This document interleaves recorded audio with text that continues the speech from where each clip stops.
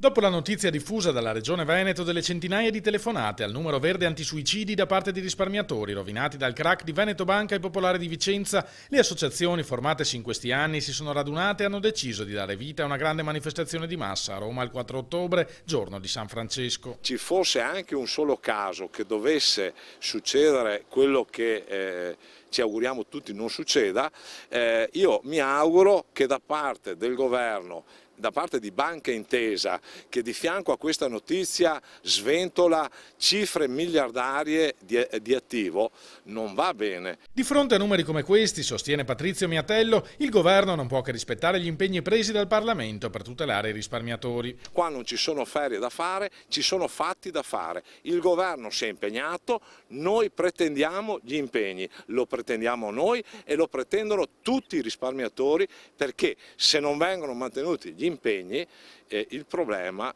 avrà delle conseguenze drammatiche. Siamo molto preoccupati, conclude Miatello, per alcune dichiarazioni irresponsabili arrivate da Roma su quei soci risparmiatori che hanno accantonato il frutto del loro lavoro di una vita e sono stati trasformati forzatamente in azionisti. Dire che sono azionisti speculatori è una vergogna e mi auguro che tutti quelli che l'hanno detto lo ritirino. Sono risparmiatori trasformati in finti azionisti.